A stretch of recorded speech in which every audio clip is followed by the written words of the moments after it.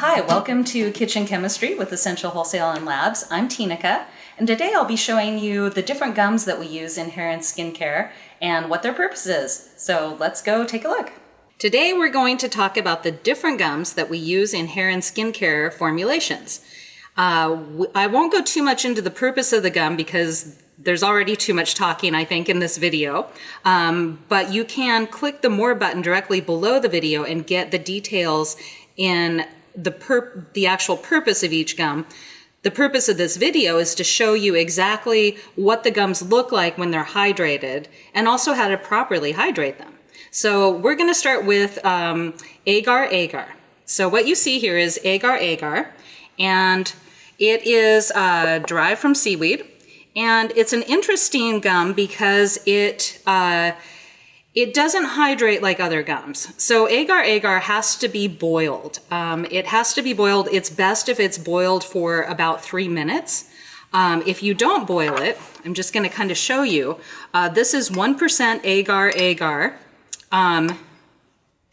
This is 1% Agar with just being high shear mixed, so with a stick blender into water. So just hot water, so like 135 Fahrenheit was the temp of the water. And you can see it doesn't do anything. It's pretty much still just like water.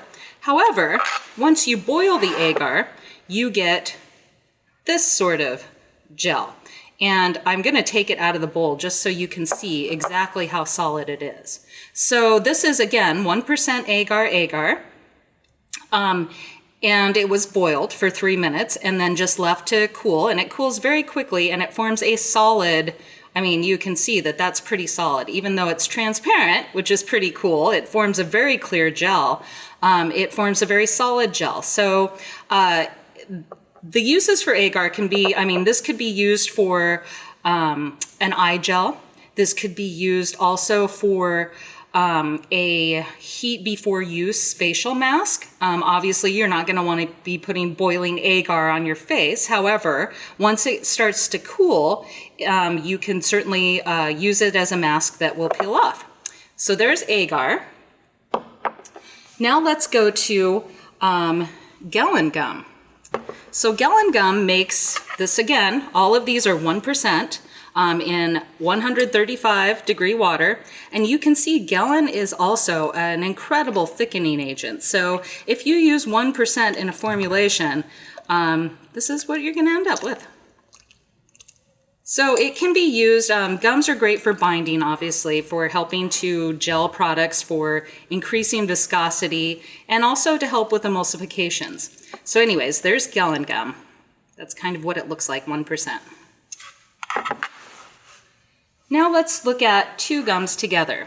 So Sclerotium Gum and Xanthan Gum. Again, I want to just kind of show you the 1% solution. So Sclerotium Gum is actually pretty darn neat, and it will, you can kind of see that it's a nice smooth gel that it makes,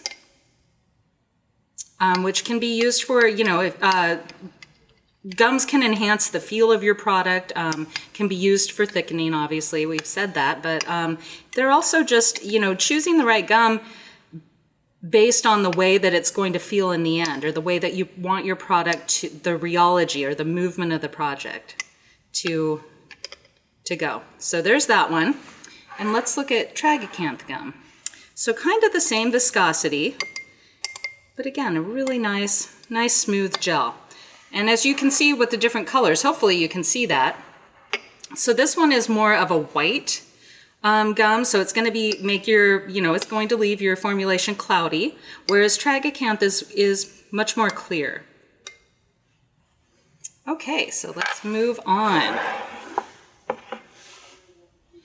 So let's look at Xanthan Gum now and Xanthan Gum. So Xanthan Gum is one of the most commonly used viscosity enhancers, and it also helps stabilize emulsions. So generally in lotions, you're not too concerned if it's a clear gel that your gum is making, and that's usually where we use xanthan, is just to help with emulsions.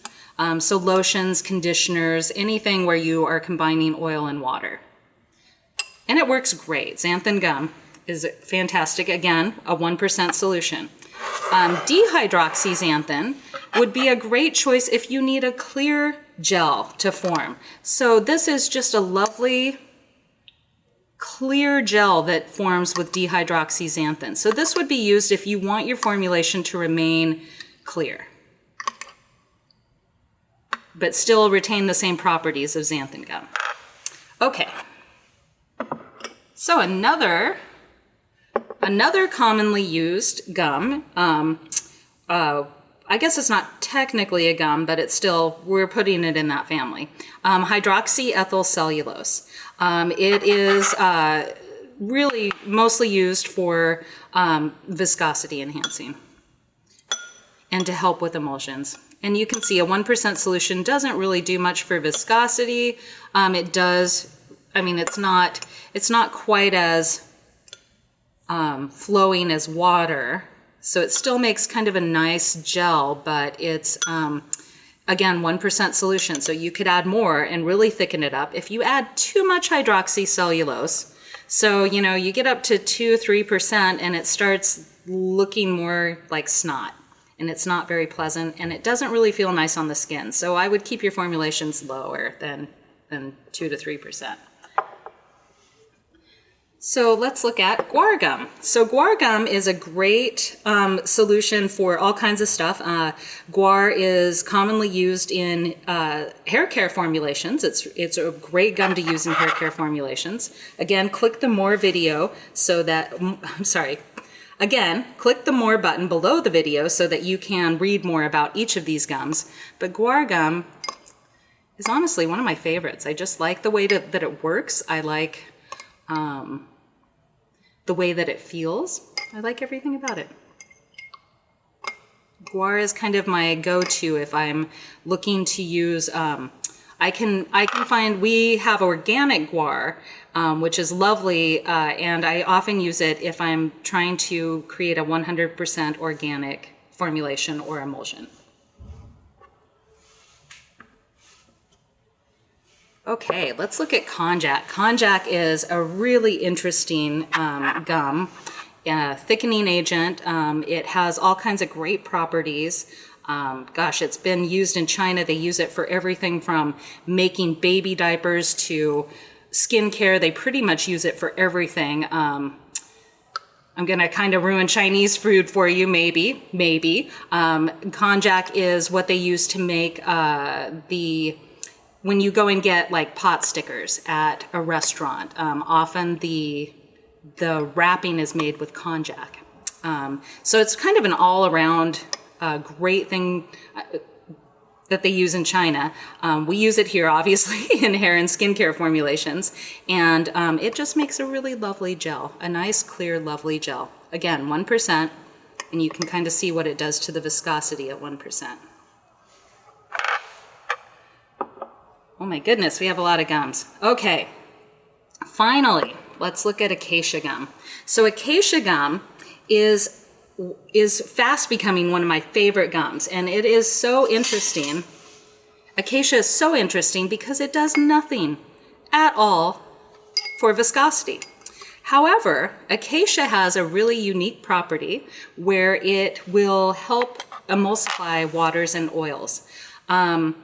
Usually, Acacia is best used in formulations where you just need to have let's say you're making a room spray or a body spray, and you don't want to use polysorbate or propylene glycol to emulsify or solubilize the oils into the water. Acacia is a great option.